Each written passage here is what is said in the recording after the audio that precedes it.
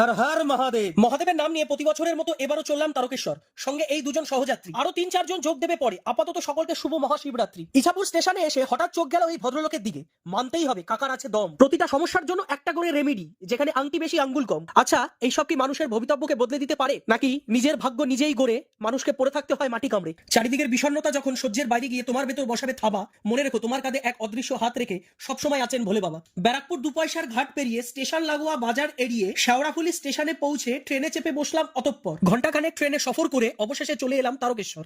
এক বিশ্ব ভিড় ঠেলে মন্দিরের সামনে গিয়ে চেনা বামনের থেকে আগামী কয়েক ঘন্টার জন্য নিয়ে নিলাম ঘর। জল ঢালার জন্য তোড়জোড় করে শুনি বিশেষ পুজোর জন্য মন্দির বন্ধ, আবার খুলবে ঘন্টা দুয়েক পর। হঠাৎ মনে পড়লো আজ তো ইন্ডিয়া পাকিস্তান খেলা, যদিও পরিণতি তো জানাই আছে, দরকার নেই বেশি ভাবা। শরীর এলিয়ে দেখতে লাগলাম মাঠ জুড়ে দাপিয়ে বেড়াচ্ছে পাকিস্তানের বাবা। দীর্ঘক্ষণ অপেক্ষার পর শোনা গেল মন্দিরের গেট গেছে খুলে।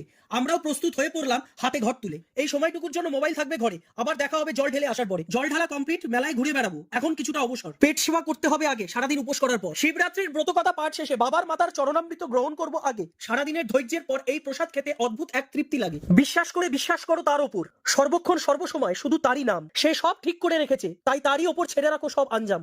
জীবনটা যতই ওলট পালট হোক না কেন, একদিন সব ঠিক হয়ে যায়, শুধু কর্মটা যেন সঠিক হয়। কর্মের মধ্যে দিয়েও মানুষ ঈশ্বরকে খুঁজে পায়। চলার পথে কেউ থাক কিংবা না থাক, একজন ঠিক আছে। সবকিছু ভুলে গিয়ে ফকির হয়ে আসতেই হবে মহাদেবের কাছে। শিবরাত্রি উপলক্ষে আয়োজিত ভান্ডারা থেকে সেবা গ্রহণ করে কিছুটা সময় সদল বলে কাটালাম বৈচিত্র্যময় এই মেলায়, যা রয়েছে রাস্তার দুপাশ ধরে। এখানেই তারকেশ্বর পর্ব শেষ। অন্ধকার গলির ভাঁজ দিয়ে পাকড়াও করতে চললাম সকালের প্রথম গাড়ি। দেখা হবে আবার। আপাতত ঘুমন্ত মামুনিকে নিয়ে ফিরে চলি বাড়ি।